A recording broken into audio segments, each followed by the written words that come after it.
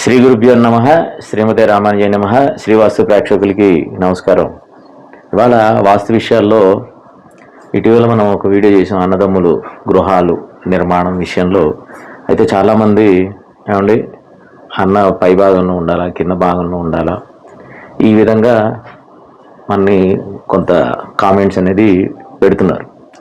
అయితే ఎప్పుడైనా కానీ తాతలు తండ్రులు అంటే ఆస్తి రూపకంగా వచ్చే స్థలాలు కావచ్చు, లేదంటే గృహాలు కావచ్చు, అలా వచ్చినప్పుడు మాత్రం ఖచ్చితంగా పెద్దవాళ్ళు పై భాగంలో అంటే దక్షిణ పడమరలు కానీ, చిన్నవాళ్ళు కింద భాగాల్లో తూర్పు ఉత్తరాలు కానీ, అంటే పై స్థాయిలో పెద్దవాళ్ళు ఉండాలి, కింద స్థాయిలో చిన్నవాళ్ళు ఉండాలి. అదే కనుక అలా కాదండి, నేను మా అన్నయ్య గారు లేదంటే ఇలా మా తమ్ముడు గారు ఏదైనా కావచ్చు, మేము ఒక చోట స్థలాలు విడిగా కొనుక్కుందాం అనుకుంటున్నాం.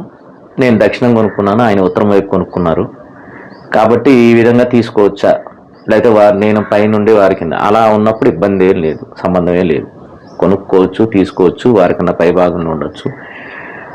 కానీ మనకు వచ్చిన ఏదైతే పారంపరికంగా వచ్చే ఆస్తుల దగ్గర మాత్రం పంచుకునే విషయంలో మాత్రం ఈ నియమాలు అనేవి ఉంటాయి. లేదు మనం విడిగా ఎక్కడైనా కొనుక్కుంటున్నప్పుడు మాత్రం అలాంటి నియమాలు ఏమీ ఉండదు, దానికి ఇబ్బంది ఏం లేదు. ఎందుకంటే మీరు ఉంటున్నారు విడిగా, ఒక అపార్ట్మెంట్ తీసుకుందాం అనుకుంటున్నారు, ఇద్దరు అన్నదమ్ములు తీసుకుందాం అనుకుంటున్నారు, ఎదురు బదురవుతే ఒకటి పడమర అవుద్దా, ఒకటి తూర్పు అవుతుంది, అలాంటి వాటికి ఇబ్బంది లేదు. లేకపోతే ఒకటి పై భాగంలో తీసుకొచ్చి ఒకటి కింద, వారి ఇష్టం. విడిగా కొనుక్కునే వాటికి అన్నదమ్ములు పైన కింద ఎక్కడున్నా కానీ దోషం లేదు. కానీ ఆస్తులుగా పంచుకునేటప్పుడు మాత్రం ఈ నియమాలను అనేది ఖచ్చితంగా పాటించాలి. జై శ్రీమన్నారాయణ. వాస్తు సంబంధించి మరిన్ని విశేషాలు తెలుసుకోవడానికి, మీ ఇంటి ప్లానింగ్ మరియు వాస్తు సమస్యలు తెలుసుకోవడానికి మా ఛానల్ సబ్స్క్రైబ్ చేయండి, లైక్ చేయండి, అలాగే షేర్ చేయండి.